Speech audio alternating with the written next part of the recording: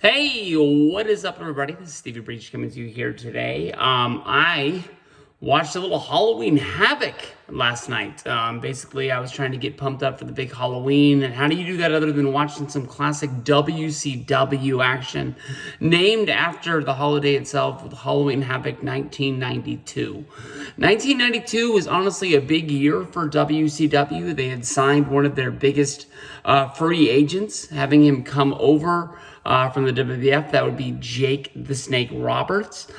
Jake the Snake Roberts was on the outs with the WWF at the time because he felt he made a pitch to Vince McMahon to step in to the head creative role in the company that was being ran at the time by Pat Patterson. Pat Patterson, of course, had to step down from his post at the WWF due to the, we'll just call them sexual misconduct that was kind of rumored about him, and there was some stories, I believe, on like Inside Edition that were ran.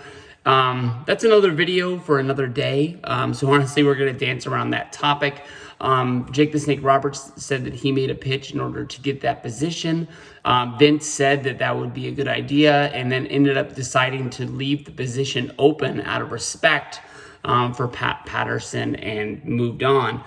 Jake the Snake Roberts at the time was involved in a feud with The Undertaker that was going to take place at WrestleMania 8. Jake the Snake Roberts was very upset at the fact that he felt that he was lied to by Vince McMahon, and he threatened to no-show WrestleMania if he wasn't granted his release after the match.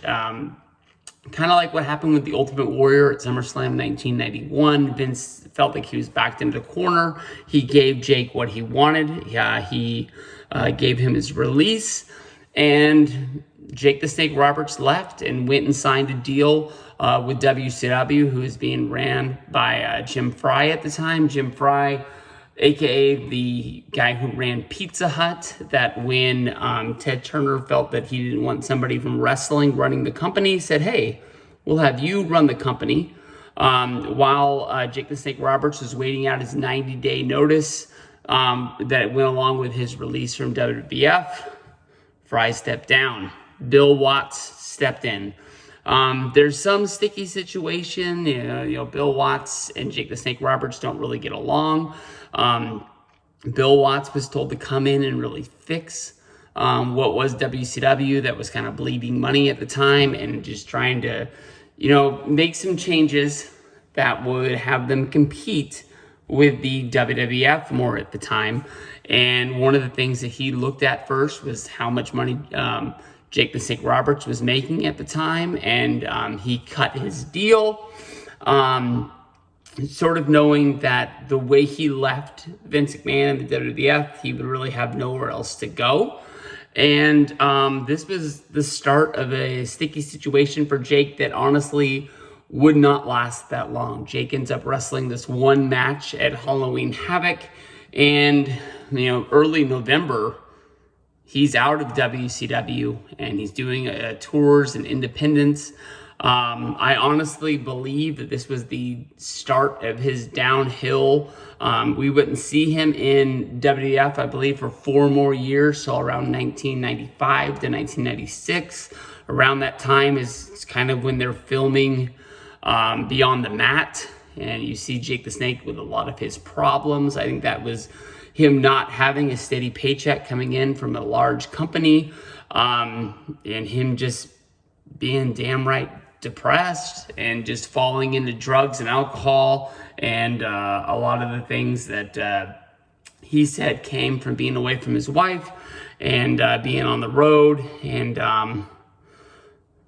sad time. But honestly, you watch this match, Halloween Havoc 1992. It had a huge stipulation on it. Spin the wheel, make a deal.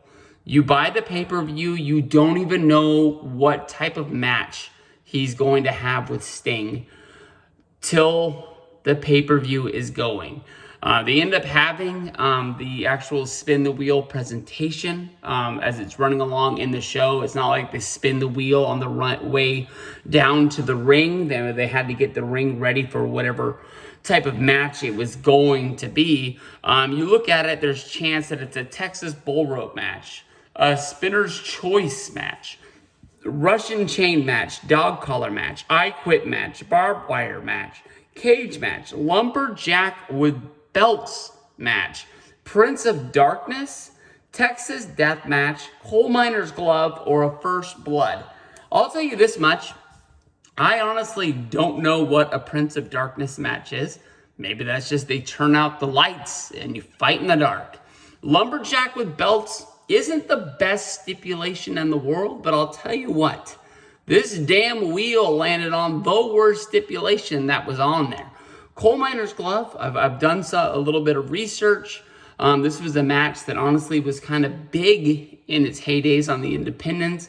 I've read that they've done a lot in like the Portland territory. I know that they've done a lot in like mining sort of towns, sort of like in the I guess like Virginias and things like that, where coal's a big deal. But it's like one of these matches where they strap something on a pole.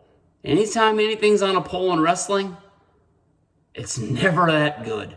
It's a coal miner's glove atop of a pole about 10, 12 feet up in the air. They're saying it's 25 to 30. Sting does definitely have to climb this pole like it's the rope in gym class. It's not easy to get up there, especially as you're wrestling. You've already got body oil on. You're all sweaty. It was hard to get up there, but it's not like you just stand on the top turnbuckle and you're able to jump and grab this thing. You got to be climbing the pole. This was the worst match. I'm hoping that this was what WCW wanted. I know that they had one of the sort of like getting ready for the match. They showed all of the stuff sitting in the hallway, ready for whatever came up on the wheel. I don't know if that was just there as an effect to try and tell you anything could happen. I'm hoping that they had some sort of magnet on the back or something like that, and they at least had the choice of what it was, and this is what they wanted. But this match, honestly, was bad. It was so slow. Jake the Snake Roberts is kind of like the guy who kind of wrestles like a snake. That's where he got his name from. He kind of slithers in, and the second you think that, you can trust this guy, that's when he bites you, and he, stabs you in the back. But the whole thing, Jake, anytime that the match is kind of at a standstill, he just jumps to climb the pole. Like Sting's gonna let him just run and climb his way up there, and Sting has to like pull him down, which ends up putting damage on Jake. And the end of this match is ridiculously bad, and it sort of shows you that like Bill Watts has it out for Jake, that there really is some sort of bad blood between these guys. Cactus Jack, who was involved in the championship match, the match before, which was the Barbarian going up against Ron Simmons, who was the champion at the time. Jake the Snake Roberts was kind of the guy training the Barbarian. I'm not sure if Cactus Jack was injured or if he was the lead of like some sort of a stable at the time, if they were using him as like a manager, or if he was hurt and just wasn't able to be there, but he was kind of a guy that they wanted to feature a lot, or if he just was the next main guy that was going to be up there. Next year, Halloween Havoc, Spin the Wheel, Make a Deal 93 actually is Vader against Cactus Jack. And I don't even know who the heel or the babyface in there. Both of these guys pretty much always been a heel in the gimmick that they're in at the time. So I don't know if they're just out to destroy each other. Maybe they were a team like Sid and Vader were, and they just couldn't get along, and they just have to fight it out, and that's the only way. Spin the wheel, make a deal. But that's another thing for another day. I'm not sure if I'll have time to knock that one out before Halloween, but if I can, I will. But Cactus Jack comes running down to the ring with Jake the Snake Roberts' snake in the bag. He doesn't have the python like you know him from his early days in WWF. This is like the dying days of his career in WWF when he, reinvented himself as a bad guy. He was using the Cobra. So he has the Cobra in WCW fashion. I'm not 100% sure. I don't think the snake they used was real.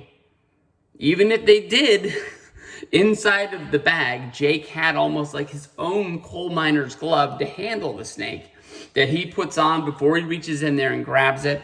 Maybe if the snake was real, he just has that glove on that the snake can't bite through, and he just gets a firm grip on the snake's head to make sure that the snake isn't going to be able to open his mouth up at all. Because they keep having this stipulation that somebody in the back has the snake's venom and they're ready to shoot somebody if the snake was to get loose and bite Sting, bite a referee, bite a fan. They're just basically saying that this snake could get anybody and everybody's out to get it. But of course, in bad guy Jake the Snake Roberts fashion, the snake bites himself. But you don't ever see any blood. You just see Jake with his hand up to his face with the snake dangling down. The snake doesn't really look like it's moving, other than when like Jake is like frantically jumping around and Cactus Jack is trying to get him out of the ring. And at one point, Jake rolls out of the ring and he's kind of like standing there trying to get his wits, trying to get the snake off. And Jesse the Body Ventura is just yelling about how much blood is coming out. And how they're going to be able to fix his face, let alone get the venom to him in time to fight this off. And they're just talking about how all of this casualty is happening right in front of us, and there's no blood. None. The snake didn't bite him. It's like when Christian went through the table in TNA. It's just bad. Pretty much a week later, they have a sit down with Jim Ross and Jake the Snake Roberts to hash out what's going on. Jake says that the reason why when he first debuted and went after Sting, he wanted to go after the biggest dog in the company. Yeah, I'll give that to you. Honestly, yes, Sting is the biggest name in the company. But at the time, Ron Simmons was your WCW champion. So why didn't he go right after the guy that had the belt? Jake the Snake Roberts easily is probably, at the time, the biggest star that was in that company. Bigger than Cactus Jack, bigger than Sting, bigger than Ron Simmons. He got the WWF machine behind him. He easily could have been the face of that company at the time, and that's why he went there. Bill Watts banned the snake from ringside after that, so it was just basically Jake Roberts going out to the match. He was named to go into the King of Cable tournament, and he no-showed those shows and was out of the company, and that was basically all she wrote. Halloween Havoc 1992, 4 years leading up to almost the NWO days when Hulk Hogan came in to save WCW, was the best-selling pay-per-view of all time. Jake the Snake Roberts was a name in 1992. He didn't really have the gut that he would have in like 1995 when he came back. Definitely when you saw him doing the job for Stone Cold Steve Austin at the King of the Ring. What else?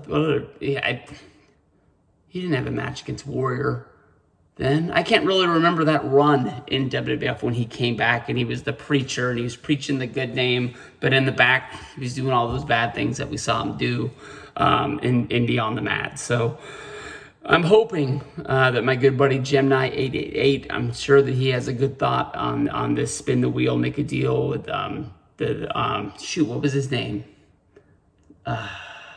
Cheatham the midget that was in all those commercials. Maybe he can, turn this around and show me that I didn't have it right. But this match was slow. It was bad. It was easily the worst stipulation that was on that wheel. But let me know what you guys think. I thought this was bad, even though that this was a chance for them to have the biggest star that they could have. And obviously you didn't want Jake just running wild over the company. But I think if you would have had Jake on a heel turn, people wanted to see it. And he could have been the guy who beat Sting, then went on to have a match against Ron Simmons, won the championship, and you could have had a heel champion just defeating everybody. Different Jake Roberts at the time, not the guy that you think of from Beyond the Mat. He was still there. He still was in shape. He wanted to help. He wanted to, help run that company and book it. And Bill Watts killed him. That's just it. Bill Watts smushed him just because he could. Peace out.